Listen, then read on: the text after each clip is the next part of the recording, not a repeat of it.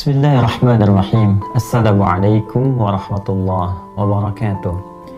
Alhamdulillah, wassalatu wassalamu ala rasulillah wa ala alihi wa sahbihi wa man walah wa ba'd. Saudara-saudariku, di awal periode Nabi SAW mengemban misi kerasulan, terdapat beragam tantangan yang beliau hadapi dari umat di sekitarnya. Tidak sedikit bahkan tuduhan dilancarkan, serangan-serangan verbal, bahkan dalam satu kesempatan ada yang menyebut Nabi SAW tengah mengalami kegilaan. Ada yang menuduh Nabi ditinggalkan oleh Rabbnya, oleh Allah Subhanahu wa Ta'ala, karena ada fase penurunan wahyu yang belum turun pada saat itu.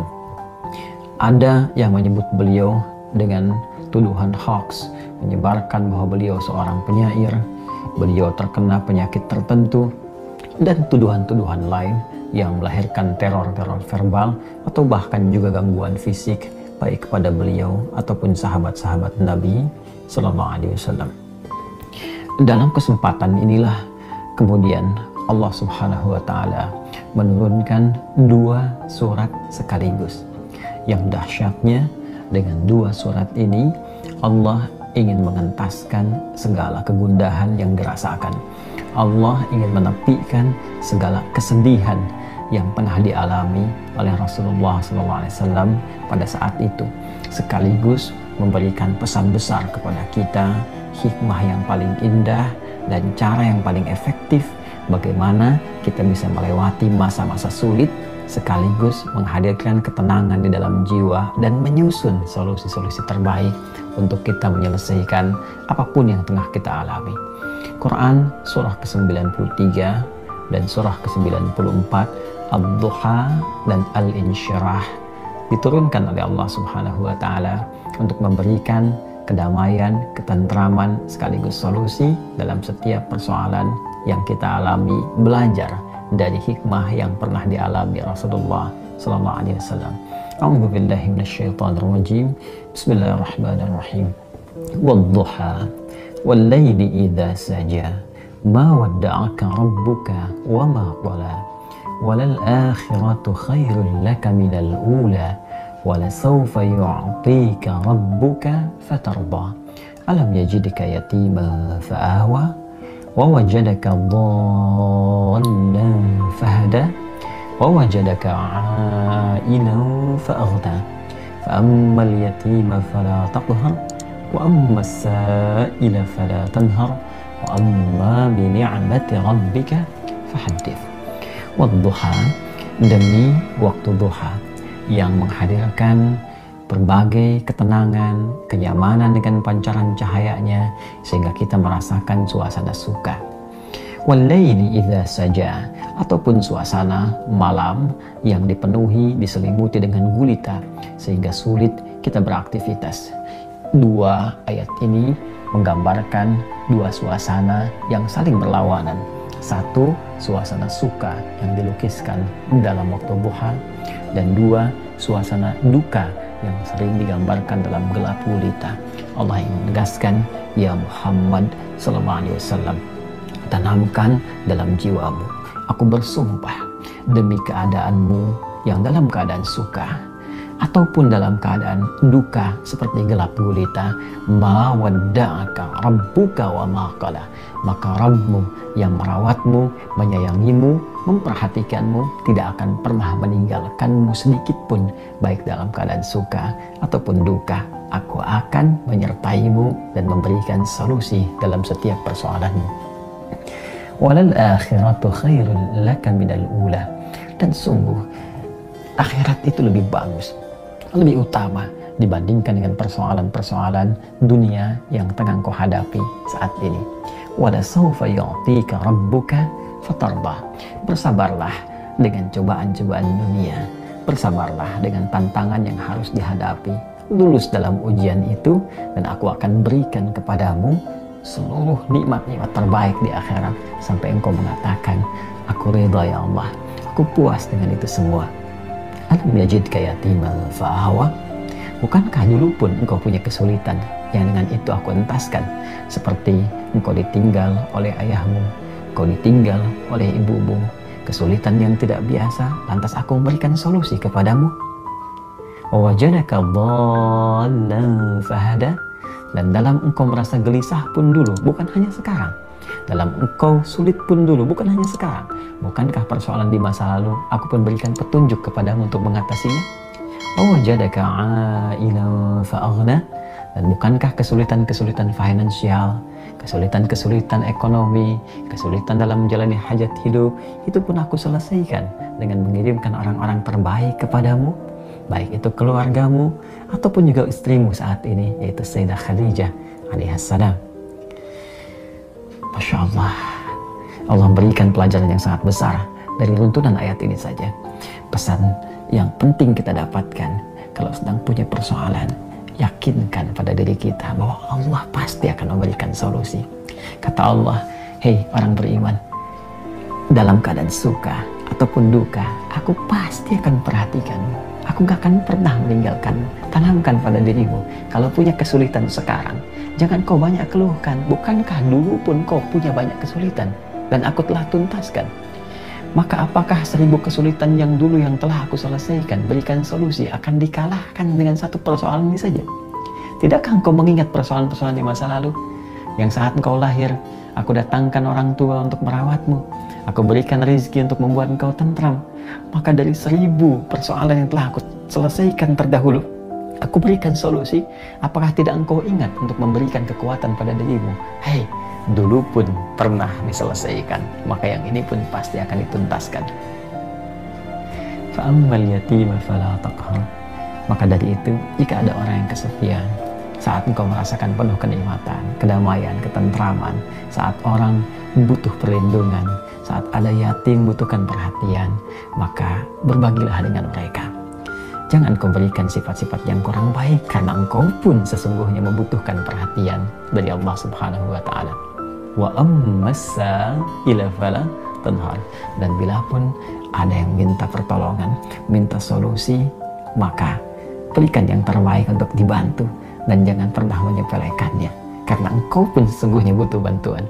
Wa amma bi ni'mati rabbika fahaddits, dan dengan segala nikmat yang telah Allah berikan kepadamu, maka ungkapkanlah sebagai syukur kepada Allah Subhanahu wa Ta'ala dengan meningkatkan kesolehan, kebaikan, dan takarrub kepada Allah Subhanahu wa Ta'ala. Saudara-saudariku, di dalam kitab Sahih Muslim karya Al-Imam Muslim bin Al-Hajjaj Abil Husain, di topik yang ke-48, yaitu Kitabul Dzikri wad Du'a wat Taubah wal Istighfar, pembahasan tentang zikir, doa, taubat dan istighfar, di nomor hadis 2713. Dinukil doa dari Rasulullah SAW yang diajarkan langsung oleh beliau kepada kita untuk bermohon kepada Allah Subhanahu wa Ta'ala agar dapat dientaskan dari lilitan utang piutang. Bagaimana Nabi mengajarkan doa dimaksud? Mari kita bacakan redaksi yang sampai kepada kita dari hadis Nabi Muhammad SAW. Qala al-Imam Muslim haddatsani Zuhair bin Harb haddatsana Jarir an Suhail qala kana Abu Salih ya'muruna idza arada ahaduna an yanama an yattaji'a ala syaqqihi al-ayman thumma yaqul. Saya sampaikan dulu, berkata Imam Muslim telah mengatakan kepada saya Zuhair bin Harb, telah mengatakan kepada kami Jair dari Suhail, beliau mengatakan adalah Abu Salih meminta kepada kita, mengarahkan, mengajarkan kepada kita, kata beliau, kalau ada seseorang yang hendak tidur, hendaklah dia miring ke sebelah kanan, mengarah ke sebelah kanan, kemudian dia berdoa. Nah, perhatikan doanya. Allahumma rabbas samawati wa rabbal ard. Allahumma rabbas samawati wa rabbal ard. Ya Allah yang mencipta, merawat dan mengatur langit dan bumi. Wa rabbal arsyil azim, dan Rabb dari arsy yang agung itu. Rabbana wa rabba kulli syai. Allah Tuhan kami yang merawat kami dan juga merawat segala hal. Faliqal habbi wan nawa, yang menumbuhkan bebijian dan tumbuhan. Wa munzilat taurati wal injil wal furqan, dan yang telah menurunkan Taurat, Injil dan Al-Quran sebagai pembeda. A'udzu bika min syarri kulli syai'in anta akhidhun binasiyati. Aku berlindung kepadamu ya Allah dari segala keburukan, dan Engkau yang maha kuasa untuk dapat menentukan segala hal terjadi. Allahumma antal awwalu falaysa qablaka syai'. Duhai Allah, Engkaulah yang paling awal dan tidak ada sebelumnya apapun itu. Wa antal akhir falaysa ba'daka syai', dan Engkaulah yang paling akhir dan tidak ada setelah itu apapun. Wa anta zahir falaysa fawqaka syai', dan Engkaulah yang nyata dan tidak ada yang meliputimu di atasmu apapun itu. Wa antal batin falaysa dunaka syai', dan Engkaulah yang batin dan tidak ada selainmu apapun itu. Iqdi 'anna ad-daina wa aghnina minal faqri. Ya Allah, kami mohon anugerahkan kecukupan rizki untuk melunasi utang-utang kami hamba-Mu ya Allah, dan bebaskan kami dari kefakiran. Iqdi 'anna ad-daina wa aghnina minal faqri. Mohon anugerahkan kami keluasan rizki untuk melunasi utang-utang dan lepaskan kami dari kefakiran. Ini doa yang diajarkan kepada kita dan disampaikan kemudian di akhir riwayat, wa kana yarwi dzalika an Abi Hurairah anin Nabiyyi sallallahu alaihi wasallam. Riwayat ini, doa yang disampaikan ini yang dikisahkan dari Suhail dan diterangkan oleh Abu Salih. Ini tersambung riwayatnya kepada sahabat Abu Hurairah radhiyallahu taala anhu yang diajarkan doanya oleh Nabi sallallahu alaihi wasallam. Oleh karena itu, mari diusahakan setiap sebelum tidur, selain membaca doa-doa perlindungan dari was-was, dari godaan-godaan setan, yang paling populer yaitu surat Al-Baqarah ayat 255, ayat kursi itu, ataupun 3 surah terakhir, Al-Ikhlas, Al-Falaq, An-Nas. Maka ini nampaknya menjadi pengetahuan baru untuk kita memohon kepada Allah agar dibebaskan dari jeratan utang dan kefakiran. Semoga bisa dibacakan dengan penuh kehusyuan, penuh harap, memohon kepada Allah Sang Pemberi Rizki yang merawat kita, memenuhi segala kebutuhan, mencukupkan segala hal, menyehatkan dan memberikan perlindungan. Semoga Allah membebaskan kita dari jeratan utang dan jeratan kefakiran, yang dengan lepasnya dari itu semua mendapatkan kita kebahagiaan, rahmat, dan keadaan yang lebih dekat dengan Allah Subhanahu wa Ta'ala. Saudara-saudariku, dalam menjalani ragam aktivitas kehidupan yang tengah kita titi, tak jarang kita mendapati beberapa situasi yang menghadirkan kegalauan di dalam hati. Kadang bersanding pula dengan kesedihan. Tidak sedikit kita dapati beberapa kalangan merasa lemah mengerjakan aktivitas atau bahkan hadir rasa malas. Di lain pihak, ada ragam kegiatan yang kita saksikan penuh dengan kesulitan, terkadang ketakutan, dan tidak jarang pula ada yang merasakan tepian-tepian kehidupan yang dililit oleh utang piutang yang sulit diselesaikan, atau bahkan dikuasai oleh orang-orang atau kalangan tertentu yang sulit untuk keluar dari jerat-jerat keburukan. Ragam situasi ini menariknya telah diisyaratkan oleh Nabi Sallallahu Alaihi Wasallam dan diberikan tuntunan doa terbaik untuk mendekat kepada Allah Subhanahu Wa Taala, mengentaskan seluruh apa yang tadi dirasakan. Nabi satu kali, dalam riwayat Anas bin Malik, seorang asisten Nabi terdekat yang membantu aktivitas Nabi Sallallahu Alaihi Wasallam, yang mengiringi kegiatan Nabi Sallallahu Alaihi Wasallam, dan iringan kegiatan ini diniatkan betul oleh beliau, bahkan ibundanya, untuk belajar dari segala hal yang didapatkan dari Nabi Sallallahu Alaihi Wasallam, baik itu ibadah ataupun pengetahuan, bahkan akhlak yang dengan itu bisa diwariskan kepada kita untuk kita teladani. Dalam hadis ini, Anas bin Malik seringkali mendengar Nabi SAW bermohon kepada Allah satu doa yang isinya anti galau, anti kesedihan, doa anti dari kelemahan, doa anti dari sifat malas, doa anti dari kebakhilan, anti dari sifat pengecut, pun demikian dari penguasaan utang ataupun lingkungan yang menguasai kita. Nabi SAW mengajarkan doa itu dengan sangat indah.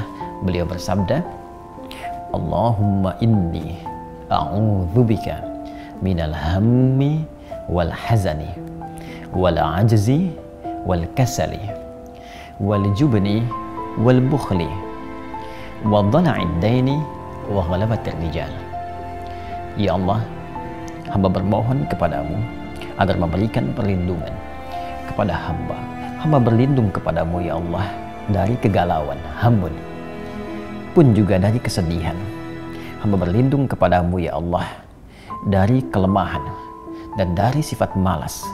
Hamba berlindung kepadamu ya Allah dari sifat bakhil ataupun rasa pengecut yang tidak memiliki keberanian untuk mengerjakan sesuatu. Hamba berlindung kepadamu ya Allah dari lingkaran penguasaan utang piutang ataupun penguasaan orang-orang tertentu yang menghambat hamba beraktivitas dengan baik. Saudara-saudariku, satu doa ini diajarkan oleh Nabi SAW bila kita mengalami ragam kegiatan yang dimaksudkan atau bahkan bermohon saja kepada Allah. Merutinkan doa-doa ini sekiranya menjadi benteng dari beragam hal-hal yang disebutkan tadi yang mungkin kita hadapi dalam kehidupan ini. Boleh jadi saya, Anda, ataupun kita pernah galau saat beraktivitas. Kita pernah bersedih, kita pernah merasa malas atau lemah mengerjakan satu hal. Boleh jadi kita sulit untuk mengerjakan satu ibadah walaupun dunia mudah kita lakukan. Boleh jadi kita juga merasakan takut untuk mengerjakan sesuatu. Atau mungkin di antara kita ada yang dikuasai oleh utang piutang, atau bahkan dikuasai kalangan tertentu, orang-orang tertentu, lingkungan tertentu yang menghambat kita berbuat baik dalam kehidupan. Amalkan doa ini dan semoga Allah meringankan dan menghilangkan apa yang kita rasakan dalam hati kita sehingga menghadirkan kehidupan yang damai, abadi, senang dan menenteramkan. Allahumma inni a'udzubika minal hammi wal hazani minal ajzi wal kasali minal bukhli wal jubni min dhala'id daini wa ghalabatir rijal. Nah, di antara pelajaran yang pernah disampaikan oleh Nabi yang diajarkan kepada Mu'adz bin Jabal, ya Mu'adz, atau kama qala Rasulullah SAW, wahai Mu'adz, wa'allimuka du'aan, aku akan ajarkan kepadamu satu doa. Ya, dan jelas kalimatnya, bisa mengentaskan kesulitanmu, utang-utangmu, dain kalimatnya itu, walaupun itu sebesar Jabal Uhud, gunung Uhud. Masya Allah. Ya, Mu'adz, maukah engkau aku ajarkan satu doa yang kalau engkau baca itu, engkau punya utang, terjebak dalam satu kondisi, ya, walaupun sebesar gunung Uhud, Allah akan melapangkannya. Ya, teman-teman yang pernah umrah, pernah haji, tahulah seperti apa gunung Uhud itu. Ya, panjangnya luar biasa dan seterusnya. Itu ilustrasi. Ya, bukan berarti harus segunung Uhud begitu. Gambarannya sebanyak apapun. Kalau benar-benar kita terkoneksi dengan Allah, bukankah Allah Maha Kaya, Maha segalanya, yang mudah mengangkat, mudah menurunkan, mudah memberi, mudah juga menghilangkan sesuatu, mengangkat yang baik, memberi yang baik, menghilangkan yang buruk, gitu kan? Dan seterusnya. Maka Mu'adz tentu mengiyakan dan Nabi kemudian sallallahu alaihi wasallam memberikan petunjuk doanya, gitu kan? Maka beliau memulai dengan Allahumma, gitu kan? Kalau kita baca ayatnya kan qulillahumma, ya. Nah, kita bisa bacakan langsung potong dari kata Allahumma, ya, berdasarkan pengajaran dari Nabi sallallahu alaihi wasallam kepada Mu'adz bin Jabal. Itu bisa dicek di hadisnya. Allahumma malikal mulki. Coba buka mushafnya, ya. Buka mushafnya. Teman-teman buka mushaf ini, mushaf masing-masing di rumah, cari Quran surah ketiga Ali Imran ayat 26. Kan kata kulnya di situ, kalau kita baca Quran harus dibaca semuanya, qulillahumma. Tapi kul itu kan katakan, ya, perintah Allah kepada Rasulullah. Nah, kita bisa dalam konteks berdoa, kita bisa langsung bacakan dari Allahumma-nya. Allahumma malikal mulki. Saya ulang, ya. Allahumma malikal mulki tu'til mulka man tasha wa tanzi'ul mulka mimman tasha wa tu'izzu man tasha wa tudhillu man tasha biyadikal khair innaka ala kulli syai'in qadir. Jadi dimulainya dari Allahumma-nya sampai ke ujung ayatnya. Sudah? Dah ya? Kemudian teruskan. Rahmanad dunya, Rahmanad dunya. Saya tulis ya, teman-teman nanti bisa screenshot ya. Rahmanad dunya wal akhirah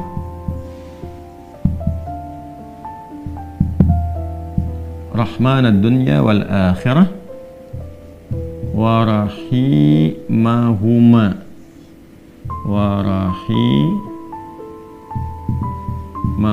Teruskan. Jadi begitu selesai yang Ali Imran 26-nya, ya kita baca dari Allahumma-nya. Allahumma malikal mulki tu'til mulka man tasha wa tanzi'ul mulka mimman tasha wa tu'izzu man tasha wa tudhillu man tasha biyadikal khair innaka ala kulli syai'in qadir. Rahmanad dunya wal akhirah wa rahimahuma. Jelas ya? Tu'ti hima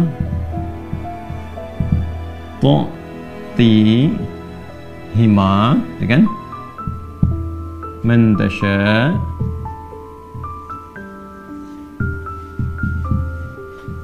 dah wa tamna'u minhuma man tasha.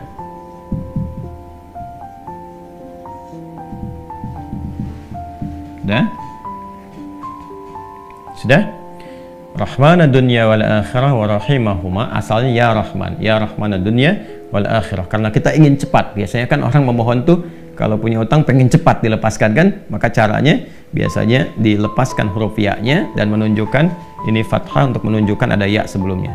Asalnya ya Rahmanad dunya wal akhirah. Kita percepat supaya kita minta sesuatu dipercepat. Rahmanad dunya wal akhirah wa rahimahuma tu'tihima man tasha wa tamna'u minhuma, ya kan?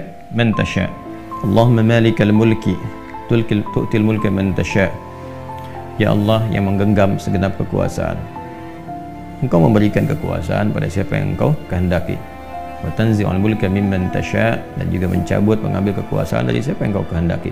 Wa tu'izzu man tasha, Engkau mengagungkan, mengangkat siapa yang Engkau kehendaki. Wa tudhillu man tasha, dan Engkau bahkan merendahkan di antara makhlukmu yang Engkau kehendaki sesuai dengan hukum-hukummu. Biyadikal khair, segala ketetapan kebaikan dan segala kemuliaan ada dalam ketetapanmu. Innaka ala kulli syai'in qadir, hanya Engkau yang paling kuasa untuk menetapkan segala hal. Rahmanad dunya wal akhirah, ya Allah yang maha pengasih, yang sempurna kasihnya dalam urusan dunia dan akhirat. Wa rahimahuma, dan sempurna kasih sayangnya dalam segala urusan dunia dan akhirat. Tu'tihi man tasha, Engkau memberi siapapun baik di langit ataupun di bumi kepada siapa yang Engkau kehendaki. Wa tamna'u minhum man tasha, Engkau pun bisa mencegah apapun terjadi bagi siapapun makhlukmu di langit ataupun di bumi. Jadi kita mengambil dua hal nih, yang baik Allah kasih, dari yang buruk-buruk dicegah, gitu kan? Kemudian ini yang paling indah, aghnini bi rahmatika, ya Allah lapangkan aku. Aghni itu dari kata ghina, aghna yughni, aghni asal katanya dari kata ghina, sesuatu yang lapang dari segi harta, kayakan. Kadang diambil majas untuk mengayakkan hati. Di sini maksudnya ke materi. Kayakan aku ya Allah, berikan aku kecukupan yang melapangkan aku, ya kan, dari urusan-urusanku. Maksudnya ini terkait hutang. Bi rahmatika, dengan rahmatmu. Ya ini bahasanya indah sekali. Ini balaghahnya tinggi banget ya. Ya kalau kita ambil ke bahasa kita kan begini. Ya Allah, yang paling sayangkan Engkau, yang paling punya kan Engkau, yang menguasai dunia dan akhirat kan Engkau, yang memiliki kebaikan kan Engkau, yang mencegah dari segala yang sulit pun kan Engkau, yang punya solusi semuanya Engkau. Maka dengan kepasrahanku kepadamu dan pengakuanku atas semua rahmat dan kekuasaan keagungan yang Engkau miliki, aku memohon dengan rahmatmu, dengan kasihmu. Hanya Engkau yang sayang ya Allah, yang bisa menyelesaikan urusanku. Ya, dan dengan rahmatku aku mohon yang bisa melapangkan keadaan hartaku untuk melunasi utang-utangku. Kalau aku memohon kepadamu saja dengan segala kasih sayangmu, kepada sifat sayangmu, ya kan? Kalau aku memohon dengan segala sayangmu belum Kau kabulkan, maka kepada siapa lagi aku mesti mohon? Sedangkan Kau yang paling sayang kepadaku. Kalau yang paling sayang saya tidak memberi, lantas kepada siapa saja? Ya, kepada siapa lagi aku mesti memohon? Maka aku mohon ya Allah, lapangkan keadaan diriku dengan sayangmu itu, sehingga aku tidak memohon dan meminta lagi kepada selainmu. Ini ya, aghnini birahmatika an rahmatin man siwak. Ya Allah, semua orang sudah mengatakan gak bisa, ini gak mungkin, ini gak mau, itu tidak. Maka aku mohon kepada yang paling sayang kepada aku. Kalau kepada yang paling sayang saya belum dikabulkan, lantas kepada siapa lagi aku mesti meminta? Mohon lapangkan diriku dan berikan aku kekuatan, sehingga dengan rahmatmu aku tidak meminta kepada siapapun selainmu. Ini indah banget nih kalau kita turunkan dalam bentuk pemaknaan yang balaghahnya. Ini teman-teman doanya. Ya. Setelah itu akhirnya dengan Al-Fatihah. Fatihah itu pahalanya banyak banget kan? Di antara namanya selain pahala itu juga ada fungsi-fungsi fadilahnya, keutamaannya. Ya, apa di antara fungsi keutamaan fadilah itu disebut juga dengan Al-Kafi, Asy-Syafi, yang mencukupkan segala hal. Ya kan? Yang dengan izin Allah bisa menyembuhkan, karena intisari Quran itu ada di Al-Fatihah. Maka diakhiri dengan Al-Fatihah, kemudian setelah itu tutup dengan sholawat. Tutup dengan sholawat. Dan nanti ada hadis lain yang mengajarkan kaitan antara hutang dengan memperbanyak sholawat kepada Nabi Muhammad SAW. Ya. Nah, sholawat ini juga penting teman-teman sekalian, diperbanyak di akhir ya. Jadi setelah baca dari Quran surat Nuh, Ali Imran, ya istighfar dulu. Jadi kalau kita rumuskan kan ketemu 5 kan? Ya, dari mulai kita istighfar dulu dengan segala ketulusan, dalilnya surat Nuh itu. Kemudian di surah Ali Imran kita bacakan, terus praktek doanya kita temukan. Setelah itu Al-Fatihah, setelah itu kemudian sholawat kepada Nabi Sallallahu Alaihi Wasallam. Jadi di hadis lain ada seseorang yang diajarkan oleh Nabi Sallallahu Alaihi Wasallam untuk memanfaatkan, nah ini dia, kapan waktu, di pertengahan malamnya. Ya, untuk memanfaatkan pertengahan malam itu terkait dengan utang piutang juga. Nah, lalu dia berkata, apa yang harus kami lakukan ya Rasulullah? Yang perbanyak gitu kan, ibadah kepada Allah. Lalu diajarkanlah salawat. Aku akan mengambil, kata orang itu, sepertiganya. Kata Nabi, itu baik. Kemudian kalau bisa tambah, aku akan mengambil 2/3-nya. Kata Nabi, kalau itu baik. Lalu kalau bisa tambah, aku akan mengambil keseluruhannya. Ketika orang itu menghidupkan salawat di akhir-akhir malam itu, ya maka Nabi SAW langsung berkomentar, maka Allah akan mencukupkan, bahkan melebihkan apapun yang kamu rasakan gitu ya, yang kamu hadapi. Nah, itu beberapa ulama menempatkan bab itu dalam pengentasan utang piutang. Jadi kalau kita temukan, ketemulah kemudian di sana 5 bagian, yang kelimanya ditutup dengan keadaan ini kapan, yaitu waktunya tengah malam, dan ditunaikan diawali dengan sholat dulu untuk mengoneksikan diri kita kepada Allah Subhanahu wa Ta'ala. Jadi kalau Anda bertanya kapan ini dibacakan, ya saya ulangi, kapan ini dibacakan, yang paling pokoknya adalah di pertengahan malam, di 1/3 malam. Jadi bangun malam hari supaya ada getaran kejiwanya lebih cepat mengamalkan Quran. Surah Al-Muzammil itu surah 73 ya, di ayat yang ke-6, inna nasyi'atal laili hiya asyaddu wat'aw wa aqwamu qila. Bangun malam itu bacaannya menyentuh kepada jiwa, lebih mudah mendapatkan kekhusyuan. Jadi 1/3 malam bangun, istighfar gitu kan. Ya, setelah sholat itu, sholat kita supaya bangun konektivitas dulu. Sholat itu kan kalau sudah bagus khusyuk, konektivitasnya tinggi. Setelah itu baru diistighfari. Istighfar menjelang sahar. Ya, wabil asharihum yastaghfirun, menjelang sahar mereka banyak istighfar. Nah, kalau sudah beristighfar itu Masya Allah, nanti di Quran surah ketiga ayat 17 itu nanti akan diberikan oleh Allah 4 kekuatan yang bersanding dengan orang istighfar. As-sabirina was-sadiqina wal-qanitina wal-munfiqina wal-mustaghfirina bil ashar. Punya kekuatan untuk sabar, punya kekuatan untuk membenarkan ajaran Quran dan mengamalkannya. Kemudian apa lagi?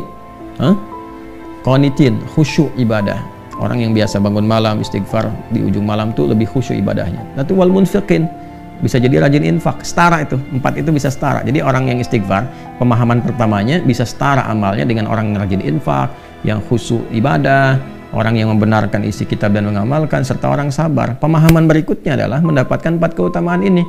Bisa rajin infak. Bagaimana bisa infak kalau nggak ada yang diinfaki? Ya, makanya itu satu-satunya juga yang menguatkan kembali bahwa ketika bisa istighfar dipraktekkan di ujung malam, wabil asharihum yastaghfirun. Kapan istighfarnya? Setelah tahajud. Dari mana taunya? Quran surah 51 dari ayat ke-15 sampai ke-18. Innal muttaqina fi jannati wa 'uyun akhidina ma atahum rabbuhum innahum kanu qabla dzalika muhsinin. Ayat 17-nya, kanu qalila minal laili ma yahja'un.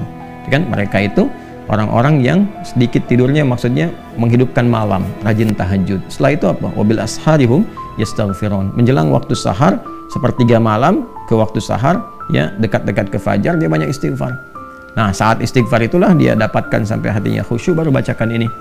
Ya Allahumma malikal mulki tu'til mulka man tasha' wa tanzi'ul mulka mimman tasha' wa tu'izzu man tasha' wa tudhillu man tasha' biyadikal khair innaka 'ala kulli syai'in qadir. Rahmanad dunya wal akhirah. Itu tulisan ke sana. Wa rahimahuma tu'tihuma man tasha' wa tamna'u minhum man tasha'. Kemudian teruskan langsung ke bawah.